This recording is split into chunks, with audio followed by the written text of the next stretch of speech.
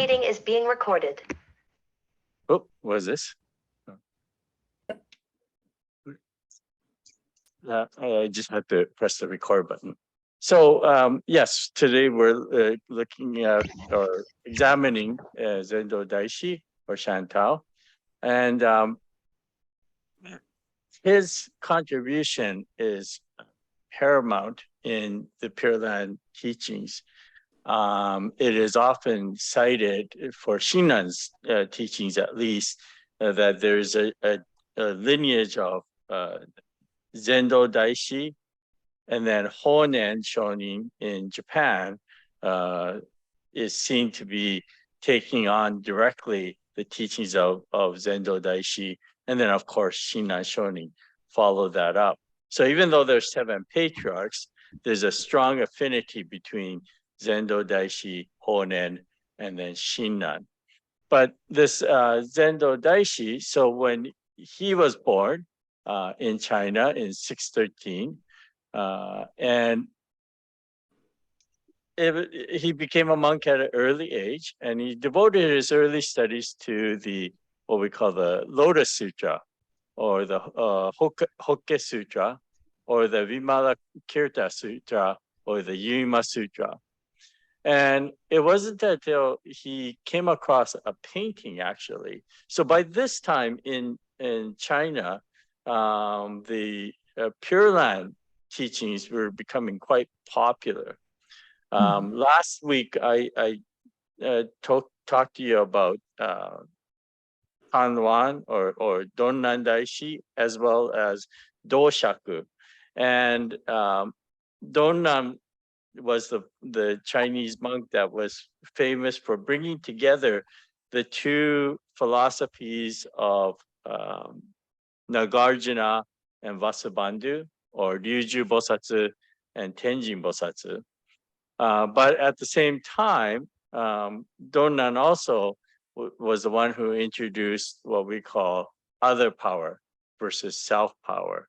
And Donnan was the one that said that it's all because of the doings of this other power of Amida that we are enabled to enter the Pure Land. So in a sense, Donnan made it possible for anybody to become to receive the teaching. However, that being said, it was still very much a monastic endeavor. So one had to become a monk or a nun in order to practice Buddhism. So even though Donnan said anybody could, or it's open to anybody, one still had to be a monastic. And then the Doshaku, the next of the 7 patriarchs, he was instrumental in really putting forward that during this period that they were in, which was becoming very popular in Chinese Buddhist philosophy, the idea of the last Dharma age. Remember I said that there was a whole chronological catalog of Buddhist timeline, where we have the first 500 years as being seen as what we call the right Dharma age. And then the next 1,000 years, we call it the semblance Dharma age. And finally, the last Dharma age was for the next 10,000 years. And Doshaku was one of the monks that said that they were clearly in this last stage, the last Dharma age, the Makpo era. And therefore, during this era, that clearly the Pure Land teachings were the only way of attaining salvation, because he didn't believe the other methods were able to free one from this world of suffering. So by the time, and so Zendo Daishi himself had seen a painting of the Pure Land. As I mentioned, by this time, the Pure Land idea, the following of Amida, has become quite popular throughout China. And so you have both the text, the larger sutra, the meditation sutra, and the smaller sutra on Amida. So you have the text as well as depictions of the Pure Land becoming quite well known throughout China. And it was there that Zendo actually came across a painting of the Pure Land, and he fell in awe of it or fell in love with it to the point that he decided that he wanted to be born into such a Pure Land. And in order to do that, however,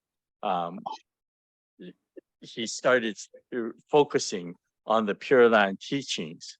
And where Zendo really focused was what we call the Contemplation Sutra, or the meditation or contemplation sutra on Amida Buddha. And this one is a very famous sutra, and I've gone over it before. And it talks about, it starts off with the tragedy at Rajagriha. And this is the tragedy of the Prince Ajatasattu, King Bimbisara and Queen Vaidehi and their son Prince Ajatasattu. And you're probably all recall it, but it is the story of how Prince Ajatasattu was taking revenge to his father because in the previous life, the father took the life of the mountain ascetic who was supposed to come back to this world as their son. So without going into further details, because you all recall it probably, it's based on, it starts off with this tragedy, and then Queen Vaidehi asked for an audience with Shakyamuni Buddha, and then she makes the desire to be born into Amida's Pure Land. And so Shakyamuni Buddha gives her the process by which one could be born there. And he starts off by teaching what we call the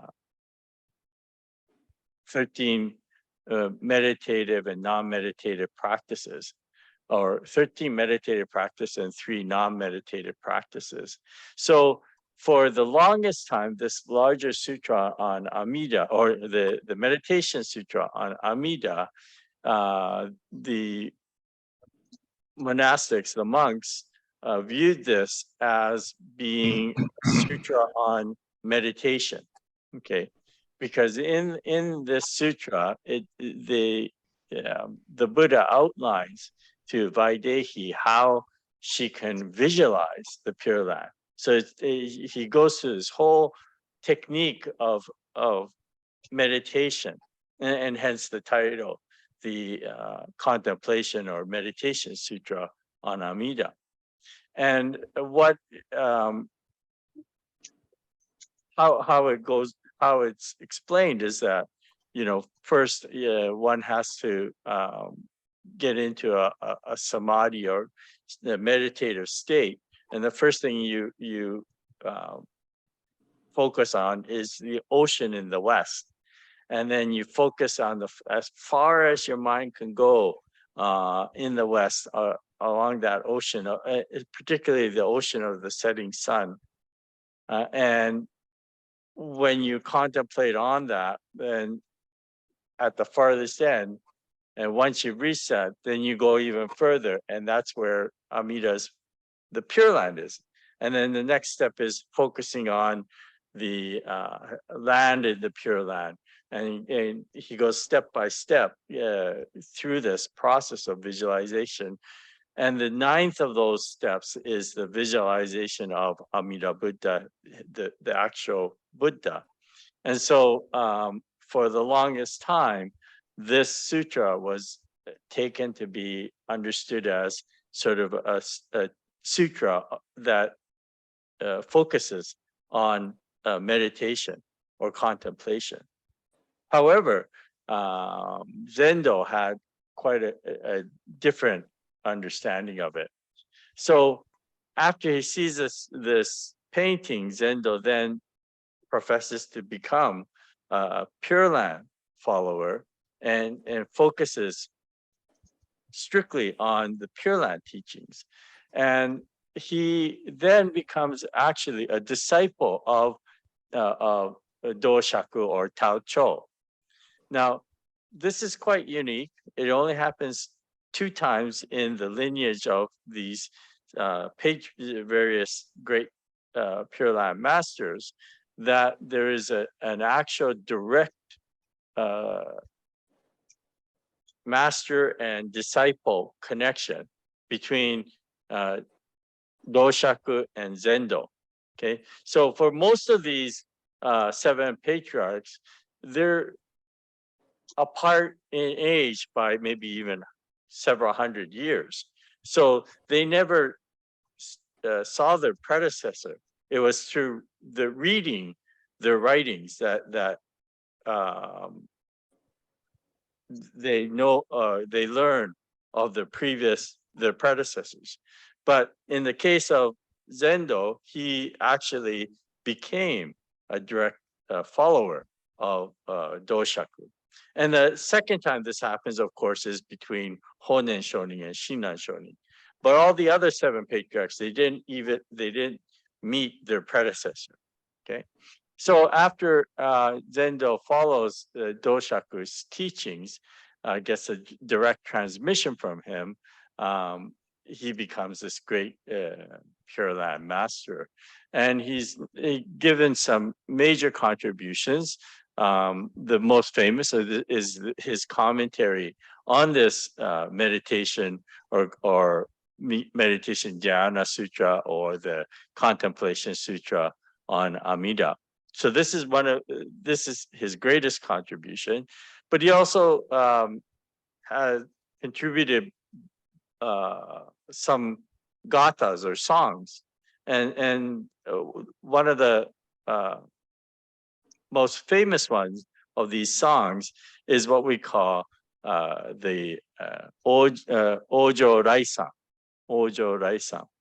And this Ojo Raisan becomes famous because during the time of Shinran Shonin, when Shinran Shonin first started when Jodo Shinshu first started, it was this Ojo Raisan which was chanted daily. Okay. But the only problem with this Ojo Raisan, it's very difficult because it's broken up into 6 parts, and it's to be chanted. So there's a chant that corresponds to.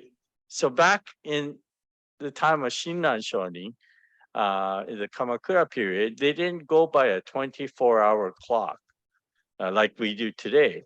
They actually used a 6-hour clock. So time was basically broken out to 6 periods, okay, instead of 24 periods. And so this Ojo Raisan is broken down into 6 parts. So you have your morning chant, you have your early afternoon chant, you have your late afternoon chant, you have your early evening chant, and then you have your late evening chant, and you have one more. I'm missing one somewhere in there. But so it was broken down into 6 parts. So the problem with that, of course, is that unless you're extremely dedicated, it's very hard to follow. We look at the Muslims today and marvel at their dedication as they pray 5 times facing the Mecca. But you can imagine one more on top of that. So that, for the average follower, it becomes very difficult. So in Jodo Shinshu at the beginning, this was chanted every day, the 6 times, the Ojo Raisan produced by Zendo Daishi. It was only when Renyo Shonin, who was the 8th Lord Abbot of Jodo Shinshu, and this scrolls to the left of our altar, he was the one that simplified the rituals. And he said, instead of chanting this Ojo Raisan 6 times a day, we should chant something that Shinran Shonin had written. So that's when this Shoshinge started to be chanted on a daily basis. Yeah, then said we should chant the Shoshinge in the morning, every morning.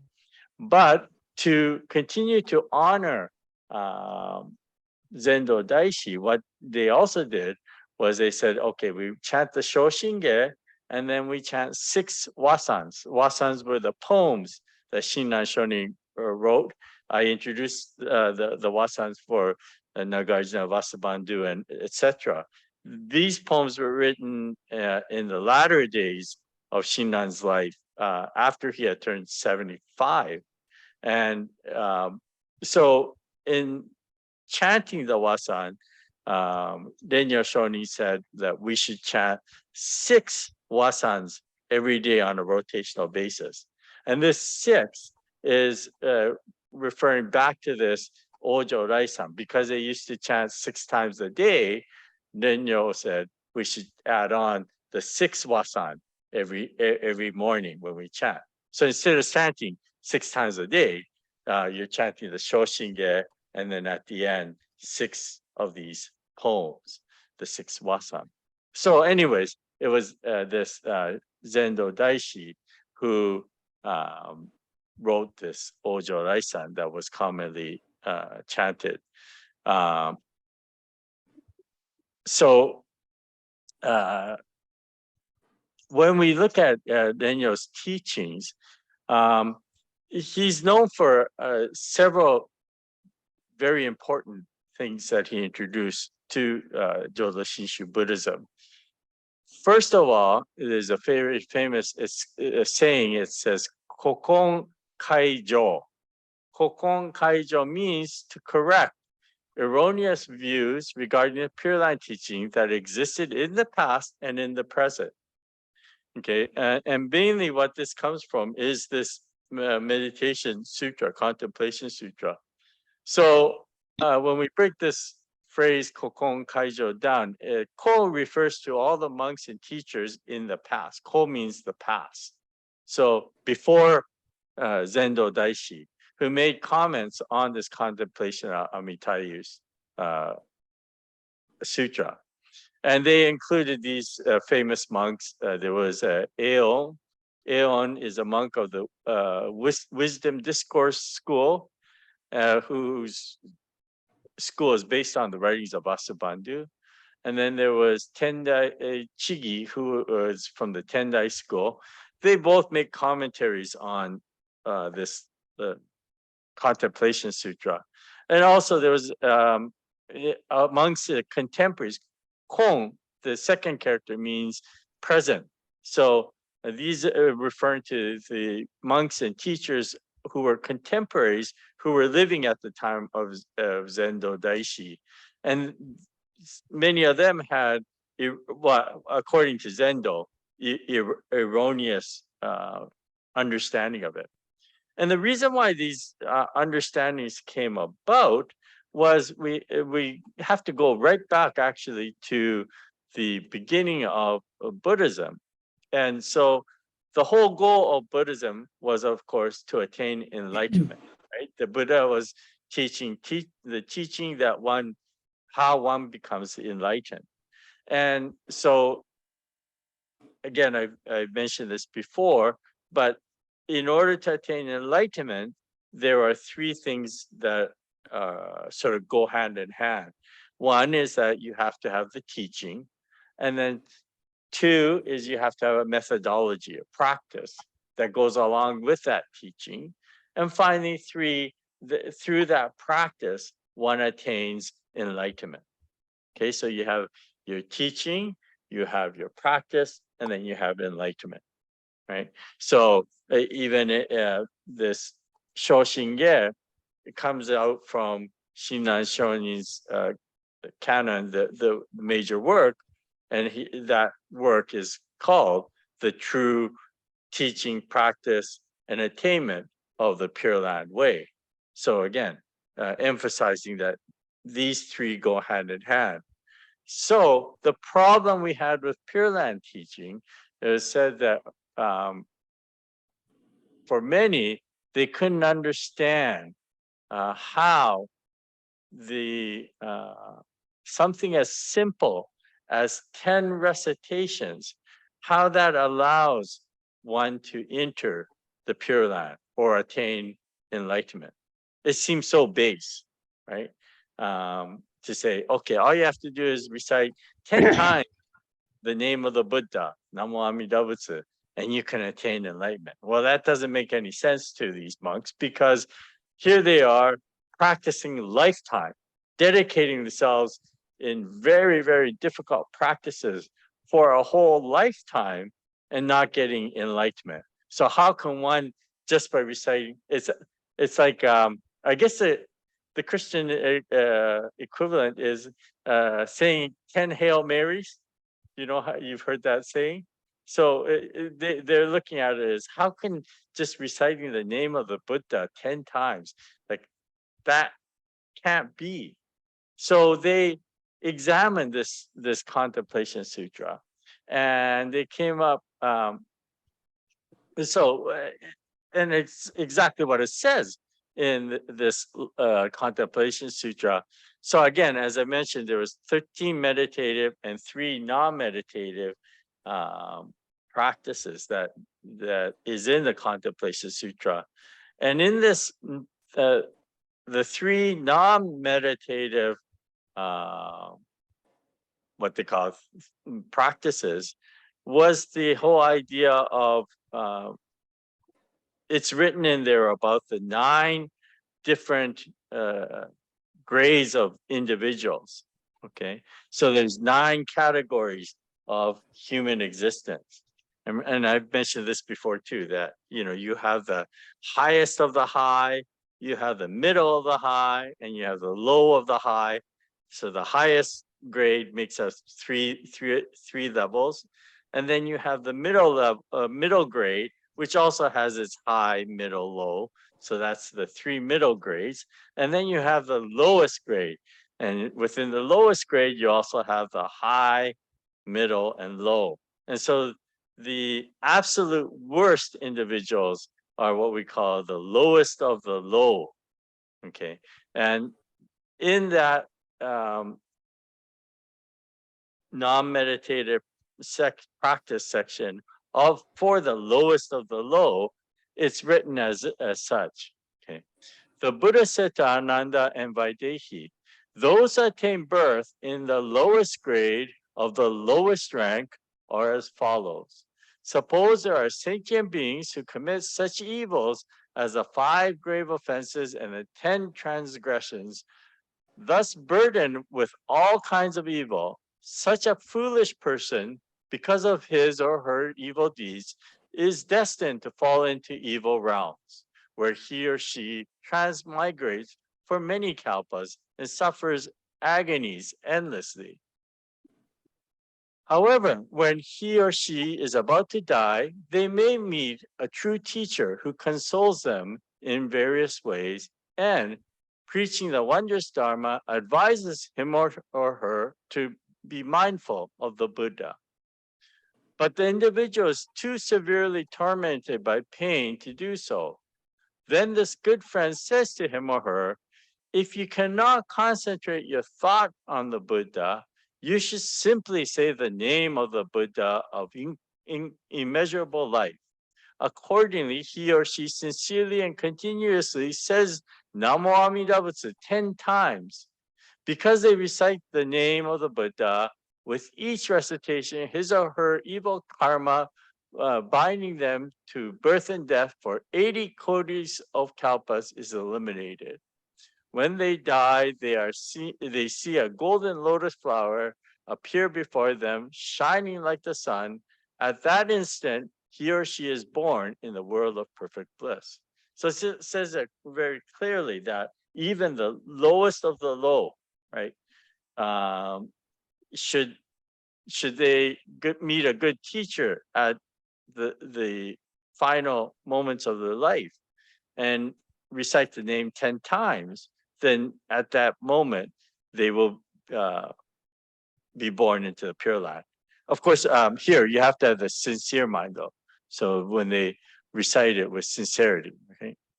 So how does one explain this? Because it's contrary to the whole idea that one does practice, and through that practice, one gains merit, and through that merit, then one attains enlightenment. So it seems contrary to that to say, just with sincerity of mind, reciting the name 10 times, and then they enter the Pure Land. So the masters before Zendo Daishi, they came up with a number of theories for this. Okay, and so one was a theory that even though the sutra it says that beings of the lowest of the lowest grade, in fact, those mentioned here are actually more meritorious beings. So, and Shinran Shonin himself had called Vaidehi and Ajatasattu and Devadatta. He called them recompensed individuals. Recompensed individuals, or in Japanese, gonke no nin, and meaning that they were brought down to this earth almost like as a show, if you will, to show us how even the worst person can attain enlightenment. So what these masters are saying, even though it said that Vaidehi is lowest of the low, in fact, she was just playing a role, that she was much more meritorious than what is written in the sutra. So that was one argument that was put forth. Another one was saying that if all it takes is 10 recitations of the name of the Buddha, well, then the Pure Land of Amida could not be that great of a place, that the merits that are accumulated from that are so insignificant that the Pure Land that's associated with that must also be insignificant. So they're saying that, yes, you can be born into Amida's Pure Land, but it's not, it couldn't be that great of a place. So this is another argument that was brought forth. And finally, reciting the name 10 times is like getting a ticket that somewhere down the line, you're going to be able to enter the Pure Land. It doesn't mean now, or it doesn't mean when one passes away, but somewhere down the line, you're creating some good merit to help you go up that ladder, if you will. So down the road, sometime they're going to be able to enter the Pure Land. Doesn't mean immediately. It could be many, many lifetimes from now. So these were three common arguments that were brought up to say, how one can enter the Pure Land with just reciting 10 times. So here for them, it was this. So you have this Pure Land teaching, you have the teaching, and then you have this practice. And so trying to put the practice and the teaching, trying to make them come together. And the problem that they had, however, was they, according to Shantao or Zendo, is that these monks prior to Zendo, as well as his contemporaries, they were all looking at it from what we call the self-power practice. So they are still looking at it as that I create the merit to be born into the Pure Land or attain enlightenment. Therefore, the more harder it is, the more stringent it is, that means I'm creating more merit, and therefore, wherever I go to has to be much better than some place that is so easy in its practice. So these were some of the arguments. So to this, Zendo actually argues against each one of these. First of all, he says that when we look at Vaidehi, Queen Vaidehi, according to the sutra, she is truly the lowest of the low. He says, she's not some kind of incarnation of a superior being. She is, in fact, the lowest of the low. I mean, a mother who throws a newborn infant off the tower because of she's afraid of a prophecy that's going to happen. Well, obviously that's not a good person. So Chantal says, no, she is in fact the lowest of the low. And he then goes on to say what's written in the Contemplation Sutra, or what he says is the true intention of the Contemplation Sutra, is not to show how a being of such poor qualities can enter the Pure Land through their practice. But in fact, it's the opposite. It's showing how great the working of Amida Buddha is, that even such a being is allowed or saved, liberated from their suffering. So that's where Zendo really emphasized. He said the true way of understanding this teaching is to understand that, not that here's an easy practice for somebody that is incapable of doing other practices, but it's showing how great, truly great Amida's own working is, that such beings as the lowest of the low, in fact, is the main focus for Amida Buddha. And so for Shinan Shonin, this interpretation or understanding was truly eye awakening, or became a major point, focus in his own teachings. So Zendo Daishi, Zendo Daishi said that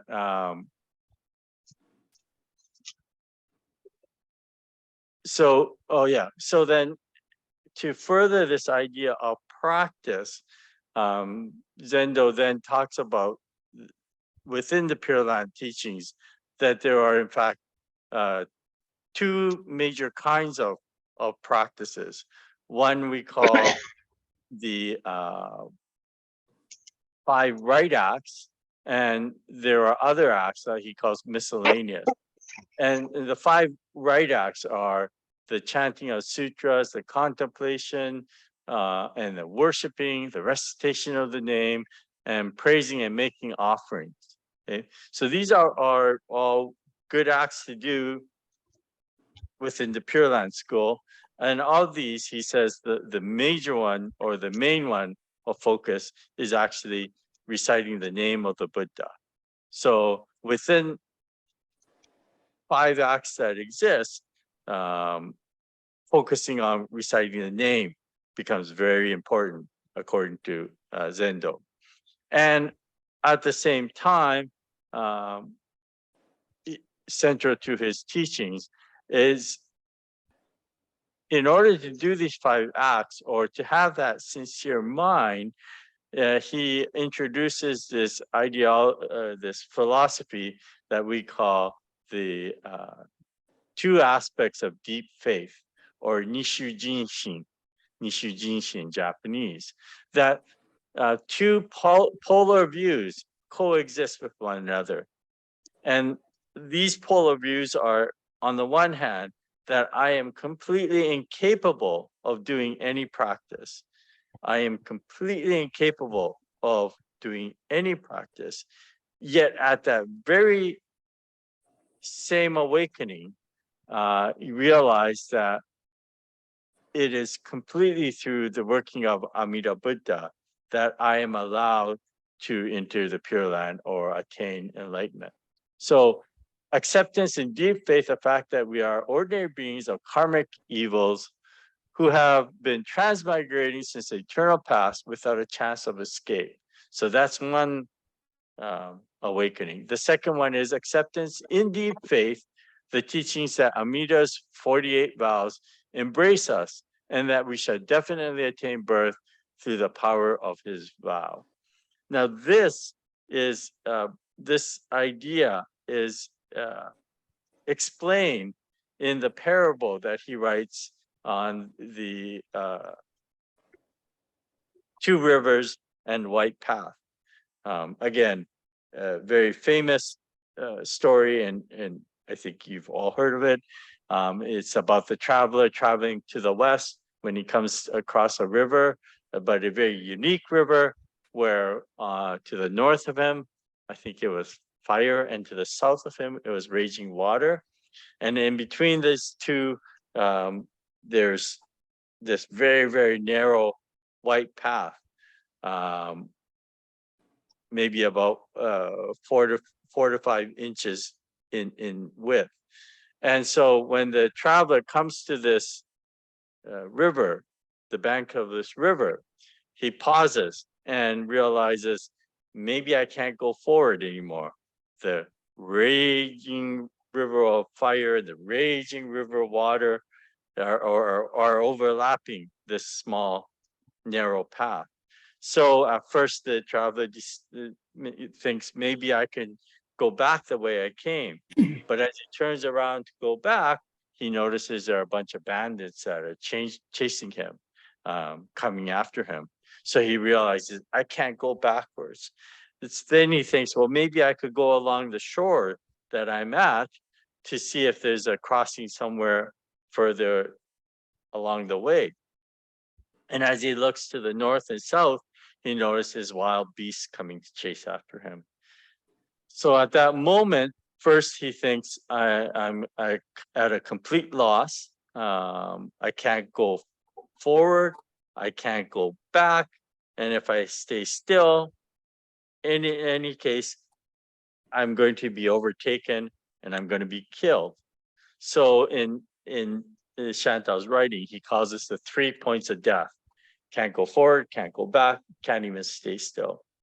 But this is where he makes a resolution, or he decides the only way for him to go is on this white path, the very narrow path. And the moment he makes that decision, it said he steps forward, and first he hears the voices from behind him saying, we mean you're no harm, please come back. And of course he doesn't look back, but he keeps on going forward.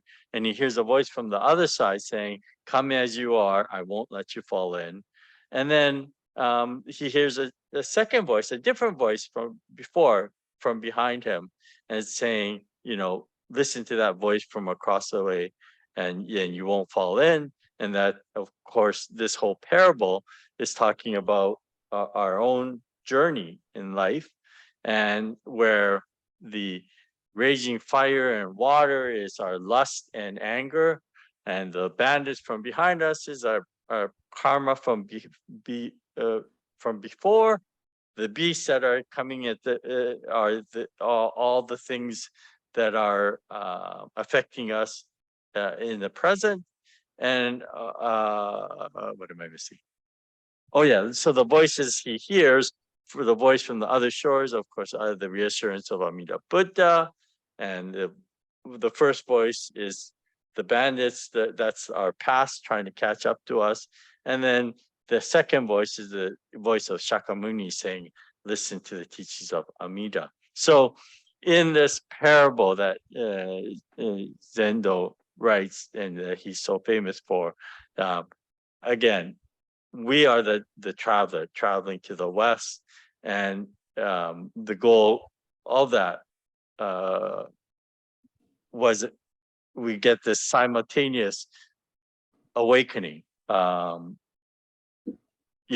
3 points of death that Zendo talks about, and then finally at that instant, we also realize we're completely embraced by the working of the Buddha.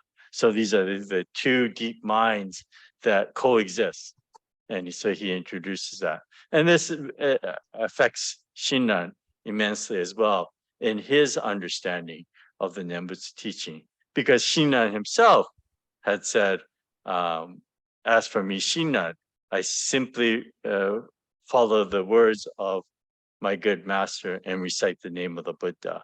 So Shinran realized his incapability of doing any practice, and he follows the teachings that is passed down to him from his teacher.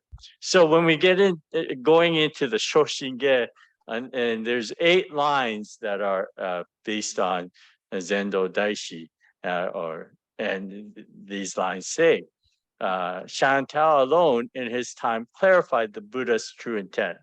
So soaring at the plight of meditative and non-meditative practitioners and people of grave evil, he reveals that Amida's light and name are the causes of birth.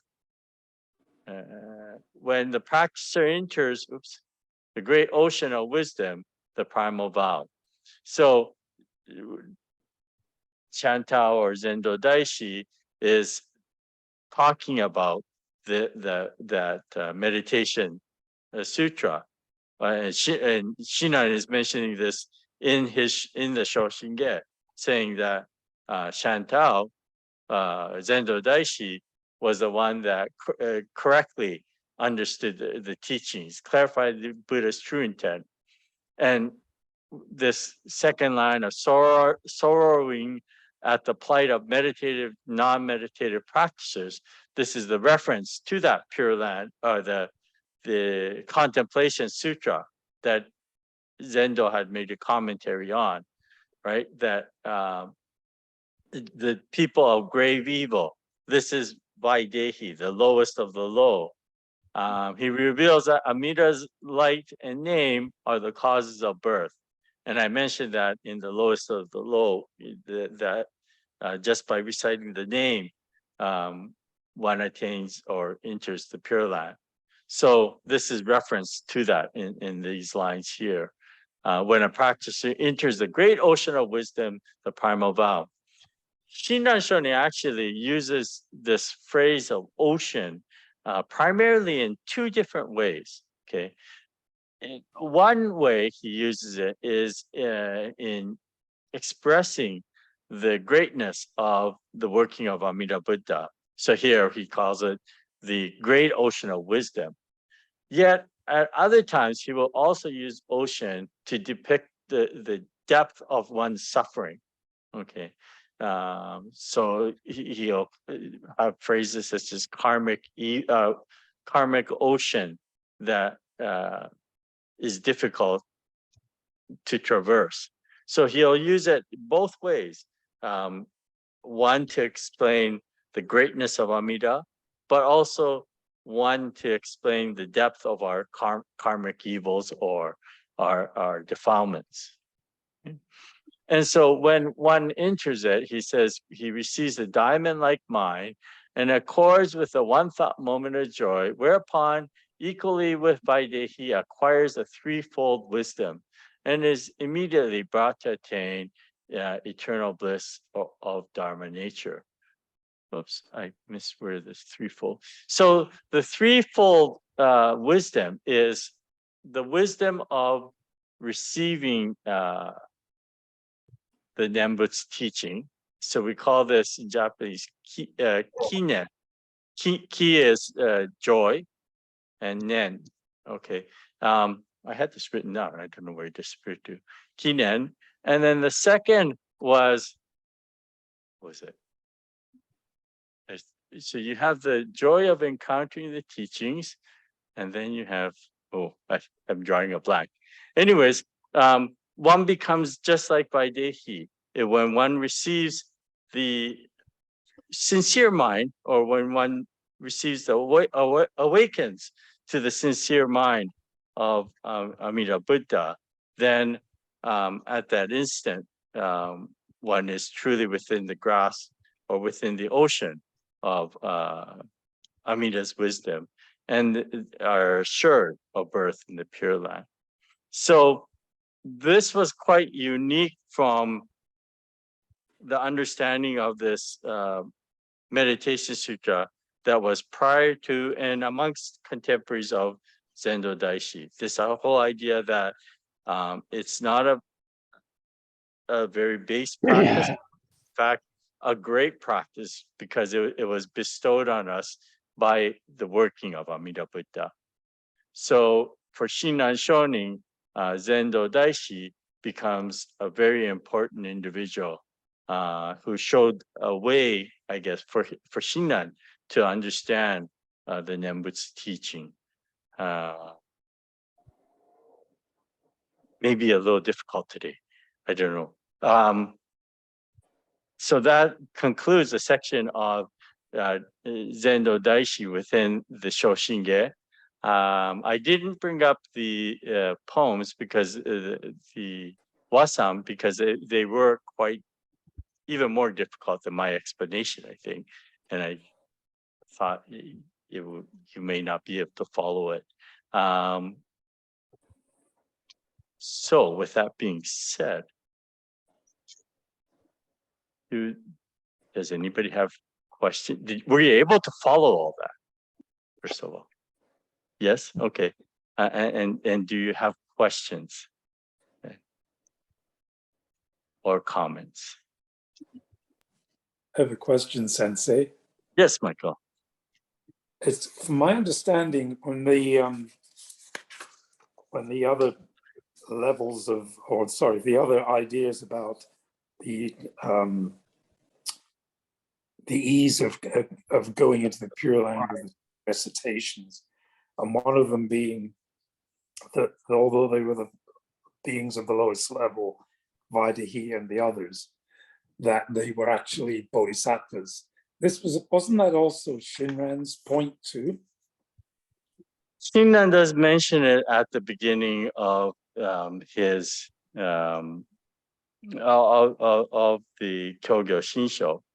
That's why I said he calls them recompensed individuals. But I think he also does see them for what they are as well. So they're sort of both. They're sort of both. I think you can, from one perspective, anybody could be a great teacher if from the perspective of the listener, depending on the state of mind one is in. So we can learn a lot from even what would commonly be seen as somebody that's not that nice, because over time we can learn that even such a being, there are causes and conditions that make them the way they are. Number of years ago now, I think, there was on Netflix, they actually had this Bollywood version of the life of Buddha. It was actually a fascinating series. I really enjoyed it. It was the reason why I enjoyed it was that they had a very human aspect to this series. It was fascinating because it really showed like how throat and backstabbing people were within the royal palace. So it's not what happens, I think, over history and time is we end up trying to put the Buddha and his life on such a pedestal that it's becomes this very I don't know pretty picture. But in this series, they try to bring a very human element to it. So when they depict like Devadatta, he's seen as this, very, very self-centered and horrible person that is always trying to get at the Buddha. Devadatta was the Buddha's cousin who's always jealous of the Buddha. But in the end of this series, even Devadatta turns over and becomes a true disciple of the Buddha. And the Buddha accepts Devadatta, his cousin, with it's literally Devadatta tries to kill the Buddha by having these rocks fall on him. But instead of hitting the Buddha, it actually hits Devadatta. So on his deathbed, Devadatta says, Namo tassa bhagavato arahato samma sambuddhassa, and then he says, Buddham saranam gacchami, Dhamman saranam gacchami, and Sangnam saranam gacchami. And then he passes away. See, so even such a being as Devadatta can be a great teacher, according to the series. And I think that was the understanding also with Shinran. And I think maybe, I mean, that series is based on the teaching. So somewhere there might be something that says how Devadatta became a devout follower. But anyways, so a lot of it has to do with the perspective of the individual listening.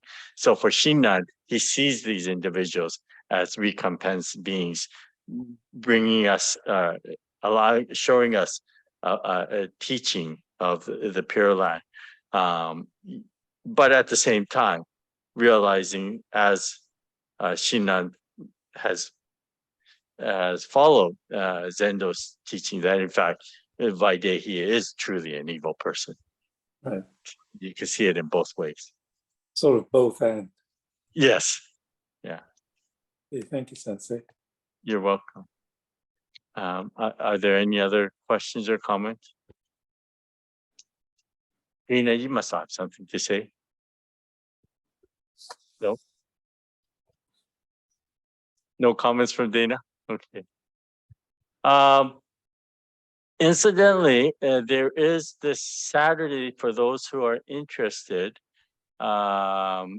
this Saturday at 8 o'clock our time, there is going to be a workshop led by Akahoshi Sensei, a retired BCA minister. His first name slips my mind. Kenji, I think it was. Anyways, he's leading a workshop on looking into the future of Jodo Shinshu in Canada. In this workshop specifically for the Canadian Kyodan, and how brainstorming basically what kind of things we might think of. So if anybody's interested, I'm going to send you out. It's a Zoom workshop, so I'll send out the contact information. You do have to register ahead, but there's a link for that, and I'll send that out to you. So anybody who's interested, please join us for a discussion. And there's some material that he's also sent out, and I can send that out to you as well. Again, thank you all for joining us. And we have possibly one more, maybe two. And we now go into the two Pure Land Masters of Japan, Genshin and Genku or Honen. So we'll look at those two. And then we'll be taking a break for the summer. So thank you all for joining us. And we'll close with the Nembutsu Bijoimin Gassho. Namo Amida Butsu. Namo Amida Butsu. Namo Amida Butsu. Thank you, everyone. Thank you, Sensei. Thank you, Sensei. Thank you, Sensei. Good night, everyone. Good night. Bye. Good night. Bye. Bye.